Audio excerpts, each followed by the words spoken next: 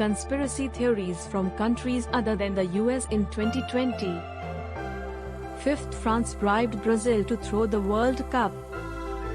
In 1998, Brazil lost the FIFA World Cup to France.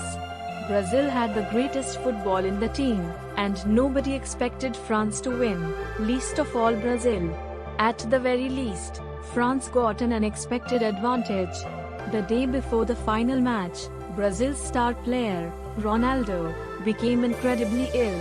He started having convulsions and foaming at the mouth. Originally, the team thought he was too sick to play, but Ronaldo showed up 40 minutes before kickoff, insisting he be put on the field. At least, that's the official story. But according to conspiracy theorists, Ronaldo was away for another reason altogether. They insist that France had offered Brazil £15 million and the chance to host the next World Cup if they threw the match. According to this theory, Ronaldo came late because he didn't want any part in it. He only showed up because Nike, which was supposedly involved in this, threatened to cut Ronaldo's sponsorship fees if he didn't play. Fourth, State House has been cursed. Zambia's presidents don't have great luck. In 2008, Zambian President Levi Mwanawasa died while in office. On its own, that's not so unusual. But it got a little weird when, 3 years later, former President Frederick Chiluba died. Then, 3 years after that, President Michael Sata died. And the year after that, President Edgar Lungu collapsed. He didn't die, but he came close. So many Zambian presidents died in a row that people started wondering if State House, the presidential palace, was cursed, and it kind of made sense. When Frederick Chiluba came into power, he told the people that the country had been cursed because the previous president, Kenneth Kaunda, had followed pagan religions. In particular, Kaunda had set up a building called the David Universal Temple next to State House and didn't let anyone know what happened inside. Chiluba had exorcists cleanse the temple, but some people think that Kaunda had cursed State House. Not long afterward, Zambian presidents started dropping like flies. Third, the Tasmanian tiger never went extinct.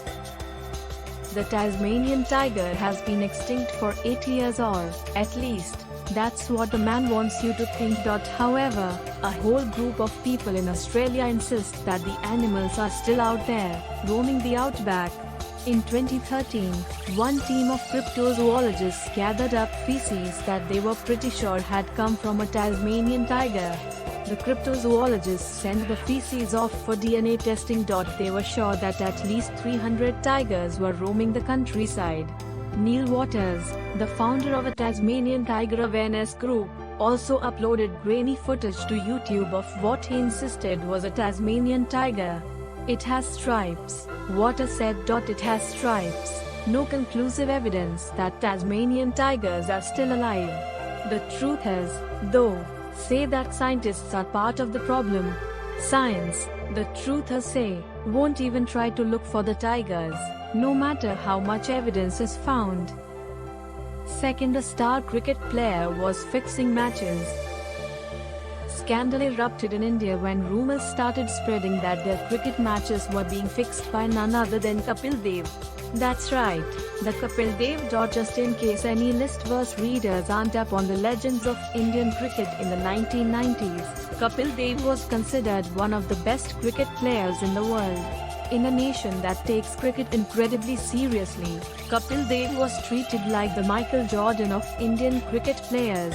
In the year 2000, though, rumors started spreading that Indian cricket matches were being fixed. The Mumbai Police Commissioner reported that the 1997 Titan Cup was definitely fixed and a whole slew of major names were caught paying a South African team to throw the match. Kapil Dev got through the year unscathed, but a lot of people pointed fingers at him. One player claimed that Kapil Dev had offered him £35,000 to throw a match. In addition, the Secretary of the Board of Cricket Control in India named Dev as one of the biggest match fixers in the country. First, Finland doesn't exist. This one actually started as a joke. A Reddit user told a story claiming that his parents had raised him to believe that Finland didn't exist.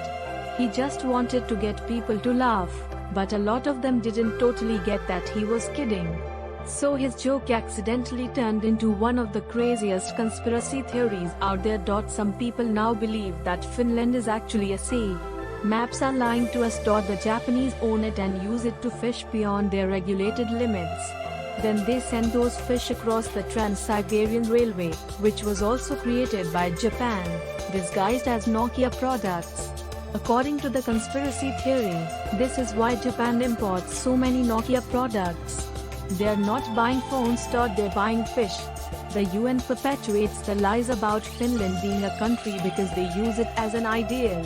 Every news story you hear about Finland is a made-up story about an imaginary utopia, spread to give the world something to aspire to. The theory doesn't deny that some people legitimately believe that they live in Finland. But they have been duped. Really, they live in Sweden.